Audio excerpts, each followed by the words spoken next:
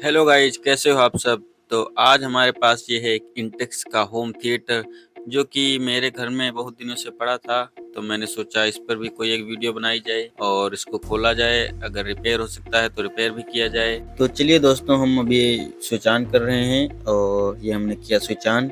यहाँ पर blue colour की लाइट जल चुकी है और यहाँ पर हमारे पास ये एक है 2-in-1 लीड जो कि बहुत ही पुराना होम थिएटर है, जिससे कि तब के ज़माने में ये ब्लूटूथ वगैरह नहीं थे, इसलिए इन लीडों की सहायता से ही इसमें ऑडियो इनपुट किया जाता है। तो यहाँ पर हम इनपुट में ये दोनों लीड लगा देंगे, रेड वाले में रेड और वाइट वाले में वाइट, और उधर आउटपुट लिखा है। तो यहाँ पर हम अपने स्पीकर का वायर जोड़ देंगे और ये हमने लगा दिया इसमें। और गाइस, हमने ये सॉन्ग भी प्ले कर दिया है और हमारे स्पीकर में कोई भी आवाज़ नहीं आ रही है। और अभी हम वॉल्यूम भी सारी फुल कर देते हैं, वॉल्यूम बेस ट्रेबल भी फुल कर दिया है, लेकिन हमारे स्पीकर में आवाज़ नहीं आ रही है।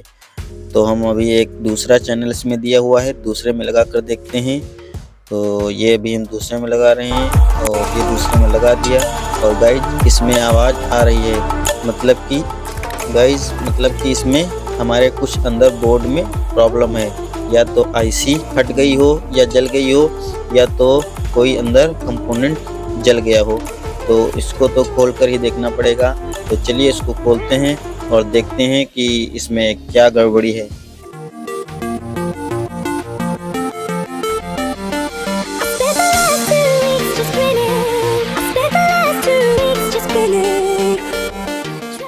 और गाइस, हमने इसको ओपन कर लिया है और ये हमारा रहा अंदर का पूरा पीसीबी बोर्ड। और यहाँ पर ये क्लिप वगैरह निकाल देते हैं ताकि हमें बोर्ड आसानी से दिखे और यहाँ पर हमें फॉल्ट ढूंढने में कोई भी परेशानी ना हो। तो यहाँ पर ये हमारे कुछ कनेक्टर्स लगे हुए हैं जिनको कि हम अभी निकालेंगे। सबसे पहले आप लोग यहाँ देख लीजिए, यहाँ पर लाल, ऑरेंज और काले कलर के 3 वायर आए हुए हैं जो कि लेफ्ट राइट चैनल के हैं और एक ग्राउंड वाला है। तो इन तारों में तो कोई गड़बड़ी दिख नहीं रही है। और बाकी उधर ये कुछ क्लिपें लगी हुई हैं जो कि आगे पैनल जो लगा हुआ होता है वॉल्यूम बेस ट्रिबल वाला और एलईडी के लिए, तो ये आगे सप्लाई के लिए है। ये आप लोगों को मैं दिखा दे रहा हूँ, यहाँ पर तार आए हुए हैं अंदर और यहाँ ये इस पैनल को चलाने के लिए और यहाँ से कंट्रोल करने के लिए वॉल्यूम को। और गाइज, यहाँ पर आप लोग देख सकते हैं, यहाँ पर एक मुझे आईसी फटी हुई दिखाई दी है। ये देख सकते हैं आप लोग, यहाँ पर ये बीच वाली जो आईसी है इसमें 3 आईसी लगी हुई हैं, जिसमें कि ये बीच वाली आईसी बाहर से ही दिख रही है कि ये फट चुकी है, जो कि हमारे इधर एक चैनल के लिए है, राइट वाले चैनल के लिए शायद थी। वो तो अभी हम इसको रिप्लेस करेंगे, उसके बाद में देखेंगे। तो ये आईसी हमारी ओवरहीट के कारण शायद फटी हुई है। और गाइस, ये आप लोग देख सकते हैं, यहाँ पर 12012 का ट्रांसफार्मर लगा होता है। ये देख सकते हैं आप लोग, यहाँ अंदर ट्रांसफार्मर 12012 का रखा हुआ है जो कि स्टेप डाउन ट्रांसफार्मर होता है। ये 220 वोल्ट से सीधे 12012 निकालता है। और ये हमने 12012 की क्लिप निकाल दी और ये कुछ क्लिपें हैं जो कि आगे पैनल के लिए हैं, उनको भी निकाल दिया। यहाँ पर ये हमारे फ्यूज लगा हुआ है जो कि डायरेक्ट सप्लाई से आता है, जो कभी लाइट तेज आए तो ये फ्यूज जल जाता है और हमारे ट्रांसफार्मर बोर्ड को सुरक्षित रखता है। तो इसको भी हम खोल लेते हैं।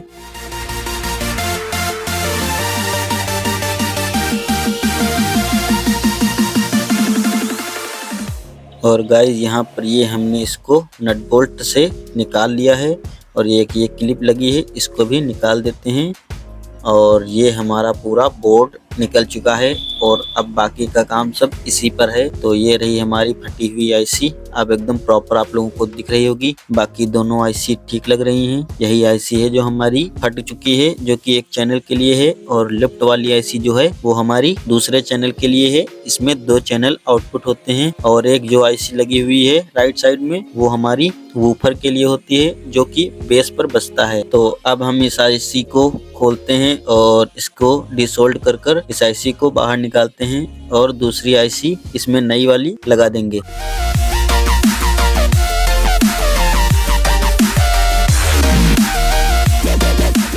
तो तो ये हमारे पास यहाँ पर 2 आईसी हैं और इन पर भी 2030 नंबर लिखा हुआ है। TDA 2030 नंबर की 18 वाट की आईसी होती हैं जो कि एम्पलीफायर बोर्ड में लगती हैं। तो इसमें से हम कोई एक निकाल लेते हैं और इन आईसीयों को हम लगाएंगे। और इन आईसीयों को लगाने से पहले गाइस इसमें आप लोग हीट सिंक पेस्ट जरूर लगा लेना, जिससे कि हमारी इस आईसी की हीट तुरंत ही इस हीट सिंक बोर्ड पर ट्रांसफर हो जाए और हमारी आईसी सुरक्षित रहे। तो कुछ इस प्रकार से हम इसको लगा लेंगे इसमें।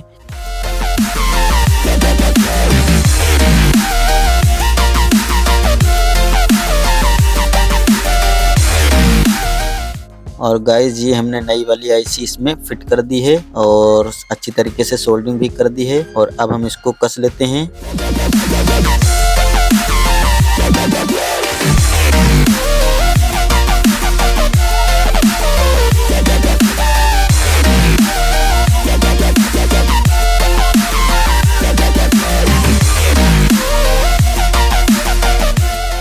और गाइस अब हमने सारे कनेक्शन कर दिए हैं, जो तार जहां से निकाला था वो सब लगा दिए हैं। और अब बारी है इसकी टेस्टिंग की।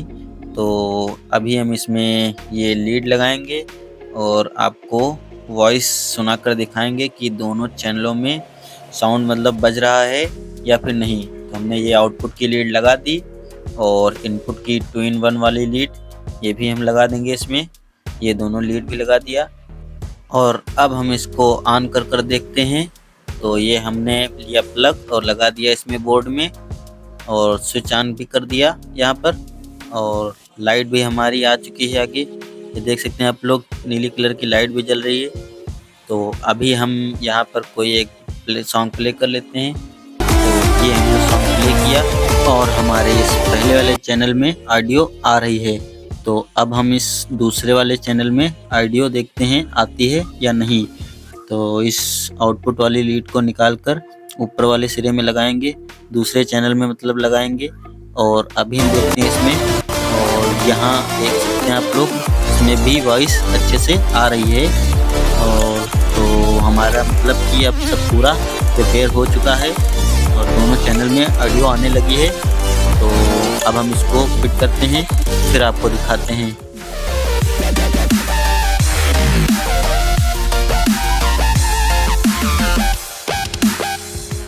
और गाइस हमने इसको कस लिया है और अब हम इसको फाइनल टेस्टिंग देते हैं आपको। और ये हमने स्विच ऑन कर दिया और यहाँ पर लाइट भी चल चुकी है। और अब हम आपको फिर से एक बार सॉन्ग प्ले कर दिखा देते हैं। तो यहाँ पर हम आउटपुट में ये लीड लगा देंगे और इनपुट में ये दोनों लीड लगा देंगे, जो कि ये मोबाइल से जो आई हुई हैं। इनको हम सिंपली गाइस लगा दिए हैं। और अभी हम कोई सॉन्ग प्ले करते हैं और दिखाते हैं आपको। ये देख सकते हैं आप लोग गाइस, अच्छे से प्रॉपर मतलब आवाज आ रही है। तो फाइनली गाइस अब हमारा ये होम थिएटर रिपेयर हो चुका है। आप लोग देख ही सकते होंगे कि एक छोटी सी फॉल्ट के कारण हमारा स्पीकर नहीं बज रहा था। तो तब तक के लिए मिलते हैं किसी ऐसी वीडियो के साथ।